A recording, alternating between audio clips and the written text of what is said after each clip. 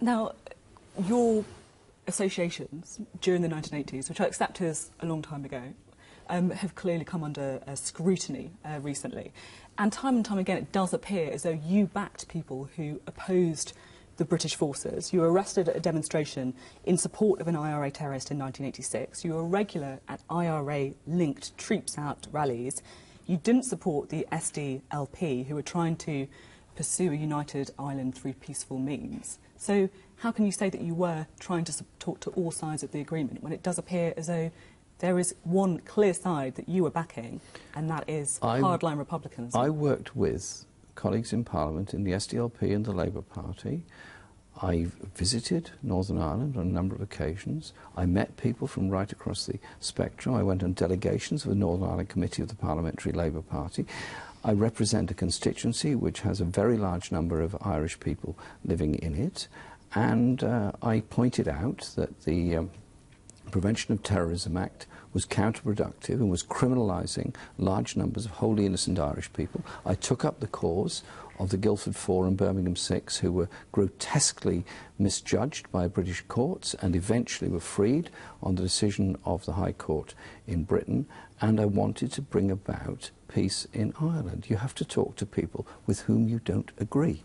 And I did. If you have to talk to people with whom you don't agree, can you talk of any extremist loyalists then who you spoke to? I met numbers of loyalists in visits to Stormont and other places, and discussions with them of their views on how things could come about. Because fundamentally, the peace in Ireland came about because of a preparedness to talk, because of the Hume Adams Accord, because of what happened after that with the Good Friday Agreement. So can you condemn unequivocally the IRA? Look, bombing is wrong. Of course, all bombing is wrong, and of course I condemn it.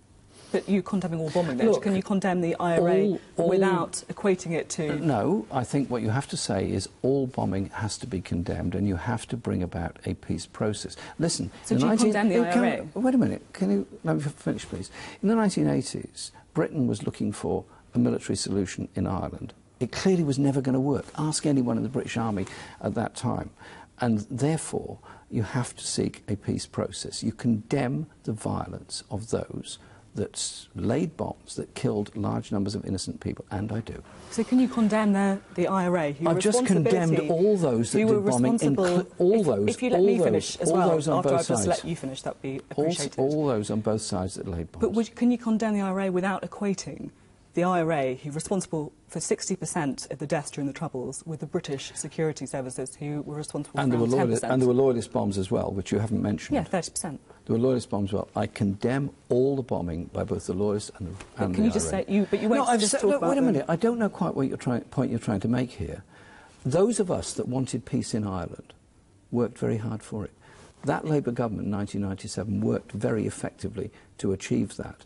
It was the Thatcher government that was going in after the collapse of Sallingdale that went very much in the direction of a military solution, which clearly didn't work. Hence, we eventually got the agreements and the ceasefire, which was painstaking and got there. But the fundamentals of the accord are actually that you recognise the traditions, all the historical traditions of Ireland, both the Unionist and the nationalist traditions. So you don't believe you did anything wrong and that you have nothing to apologise for?